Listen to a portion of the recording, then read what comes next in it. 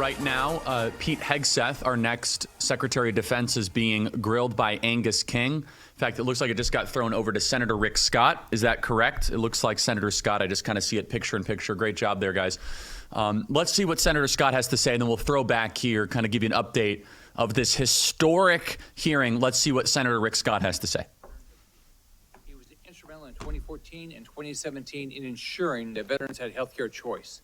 The second letter submitted by Mr. Kason Spiro, Digital Media Director of CVA from 2015 to 2017 stated, Pete brought incredible energy, focus, and a clear vision to the organization and showed everything that the team accomplished together.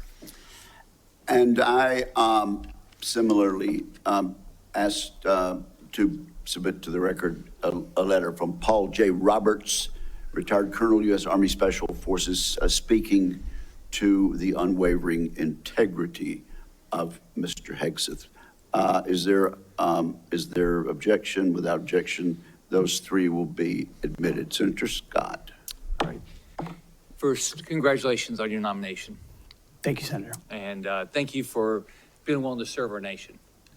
I served in the Navy. I'm really proud of my dad. He was crazy. He did all 4 combat jumps with the 82nd Airborne.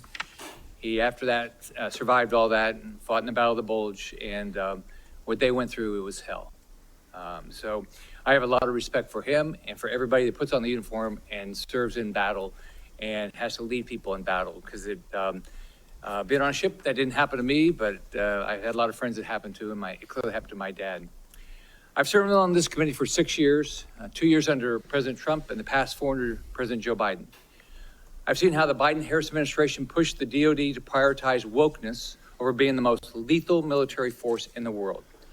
It's our readiness, our national security, and our ability to recruit people who are willing to put their lives on the line for our country. Can you talk about some of the changes we can make to improve recruitment and rebuild our military into the most lethal force in the world? First of all, Senator, thank you for the question. Thank you for your time.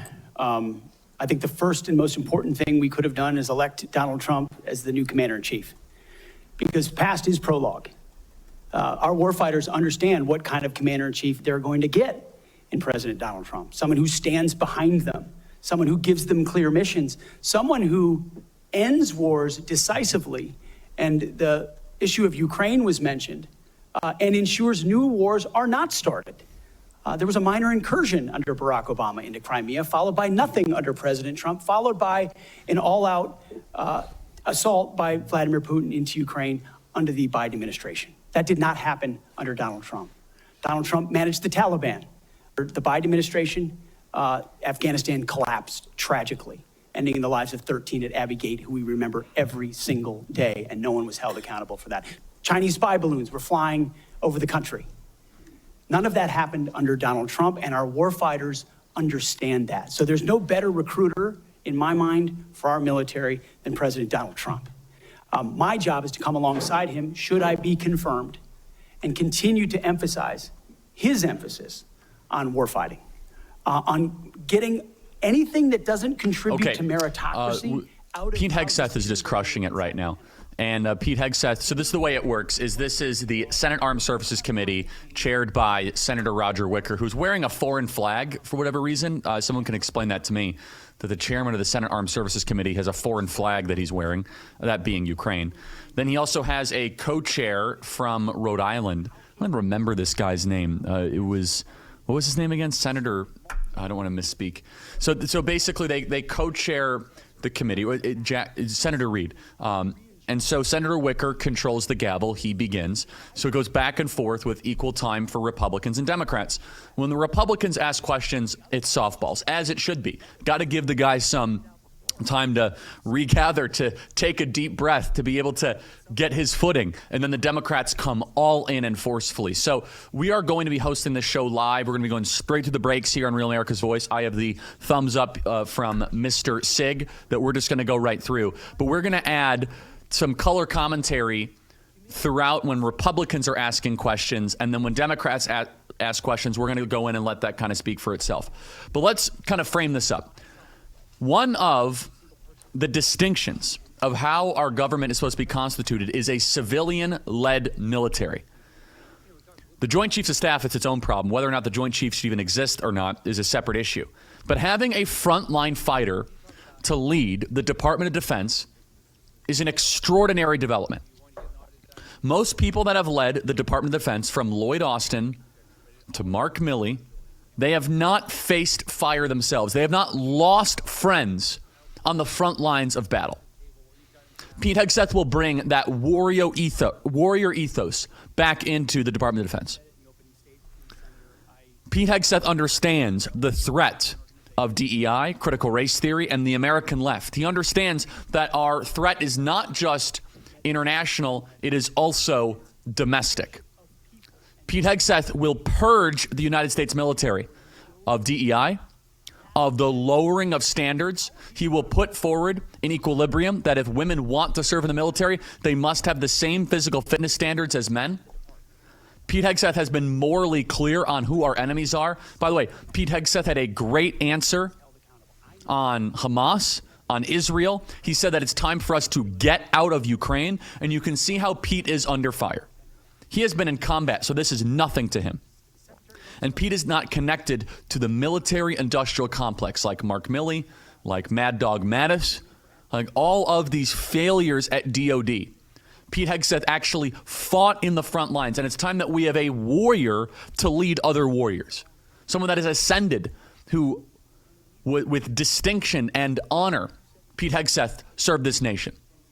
Mark Milley, if you get a picture of Mark Milley, he has all these medals. What did he ever do to get all those medals? All this regalia. What war did Mark Milley win to get all of that regalia? One of the greatest threats to our own country is how the cancer, the tumor of wokeism has been enveloping the United States military. It makes us less ready to win wars. Our military preparedness has been eroded and dulled. The morale of our military is at all-time lows. We have a recruiting crisis right now in the United States military. We were once the finest fighting force on the planet, and now that is being put in jeopardy. And Pete Hegseth will bring it back, bring back warrior culture. Show 54 right there. This is Mark Milley. What on earth did he ever do to get that many medals? What war did he win? What conquest did he author? What battle did he participate in to get that many medals? No, simply by existing. Must take an hour to put all those on. Mr. White Rage. Now contrast that overweight, low testosterone, beta male failure of a general contrast that with Pete Hegseth. The man right now who is calm under fire. Oh, we got to listen to this. Go right now. We got to go. Elizabeth Warren, we got to listen to this. Go to Elizabeth Warren. Disqualifies you from serving in this role. Now, I've been trying to get answers from you for quite some time on this. You haven't wanted to meet or to answer any of my questions. So we'll just have to do it here and dive in. I want to pick up on some of the questions asked by Senators Sheen and Gillibrand and Hirono. And I just want to make sure we have a list of some of the facts that I think are undisputed. I'm not going to talk about anonymous sources. I'm just going to quote you directly. We've got the video. We've got it in print. So going back to January 2013, you told a Fox News interviewer that women in the military simply couldn't measure up to men in the military, saying that allowing women to serve in combat roles would force the military to lower the bar. You picked up on that same theme in 2015, making remarks on Fox News, referring to women in combat as, quote, it would erode standards. June 2024, you said on Ben Shapiro's podcast, quote, women shouldn't be in combat at all. And then, of course, we've talked about it in 2024. You published a book, and you say on page 26 of your book, we need moms, but not in the military, especially in combat units. Page 48 of your book, you claim that women should not be in combat roles, because men are distracted by women. And then 10 weeks ago, you appeared on the Sean Ryan show and said, I'm straight up just saying we should not have women in combat roles. Now, I presume you recall making all these statements? Senator, I'm not familiar with article you're pointing to in 2013, but it underscores my argument got the completely because video. in that 2013 argument, I was talking about standards. No, Standards are what it's always been about, Let's not Senator. have this same fight again. Always been about Senate I've quoted standards. you directly. We've got the video. We're happy to show it. But I want to be clear here. For 12 years, you were quite open about your views, and your views were consistently the same.